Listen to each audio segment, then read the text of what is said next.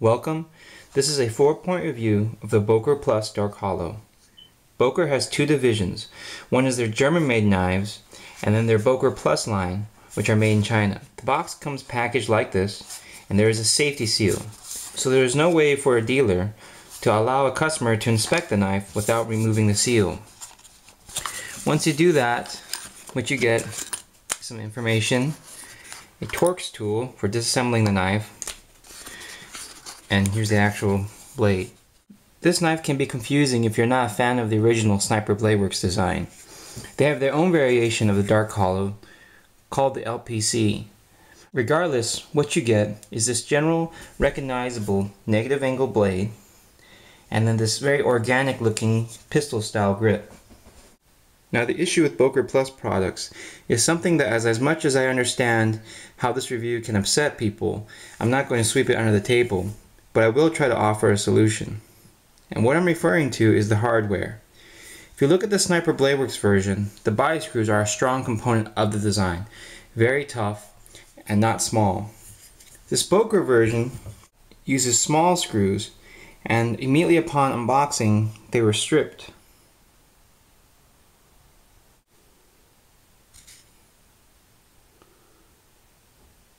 Also, they tap directly into the titanium, which is weaker. Now immediately I want to make it clear that I'm not saying Boker is a deceptive company full of immoral people. There are those that choose to live in misery, but there are many honest, strong-minded individuals I'm certain work for them, and I don't want to affect their livelihood. So in fair play, we have to look at the business of manufacturing, which is extremely complex. We have leakage, quality control, employee relations, budget. Regardless, what you get at the end of the line is a knife that has some scuffs on the finish, some uneven matching up of the scales. Now the solution here is to contact Boker, and they need to ship out replacement screws.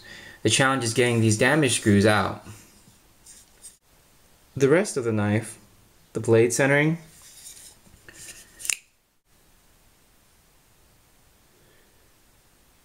the sharpened edge, the setting of the sharpened edge is very consistent, clean, very even. The strong identifiable detent,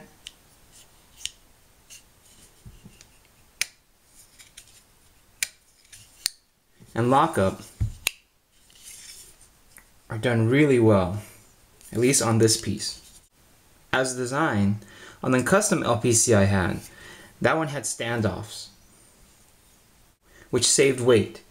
Of all the material choices available, Boker chose a stainless steel backspacer, which makes it heavy and is not beneficial in any way.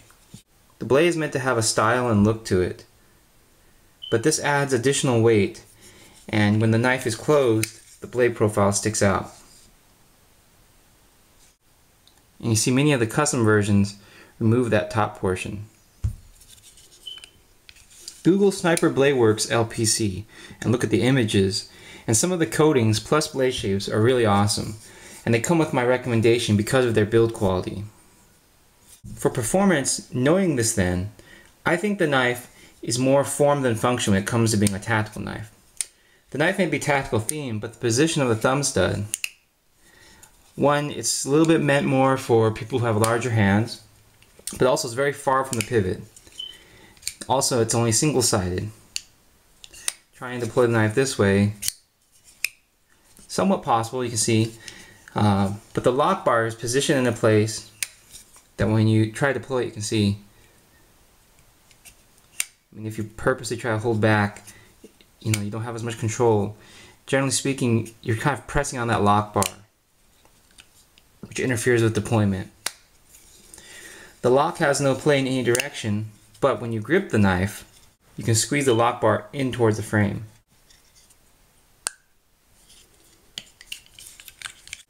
The knife is heavy and the steel is 440C. So any revisions really of prying with it, I wouldn't recommend because this steel can fracture. It's not the toughest steel. And lastly, the minimal contouring creates some hot spots around the handle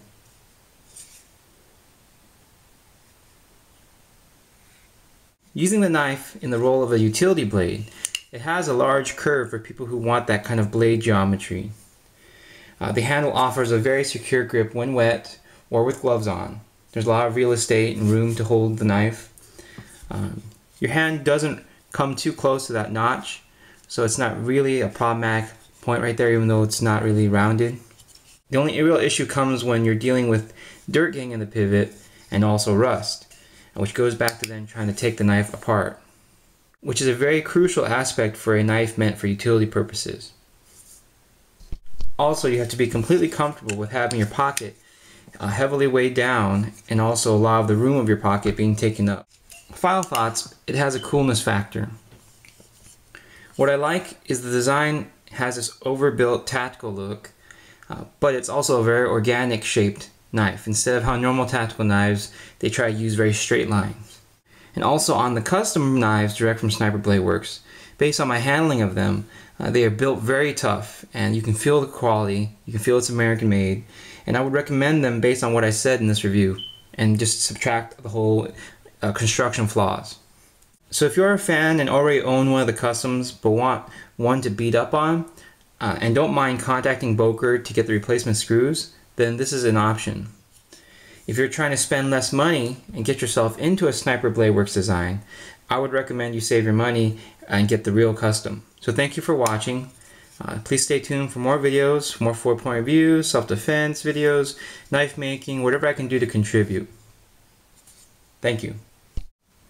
And lastly, this knife, which only was here for review, and also I have another one that's completely brand new, never been opened. They will be available in my new section on my website. Go to NeptuneKnives.com and there's a new tab called End of the Line. And in there you'll find some really great deals on some of the knives I recently reviewed.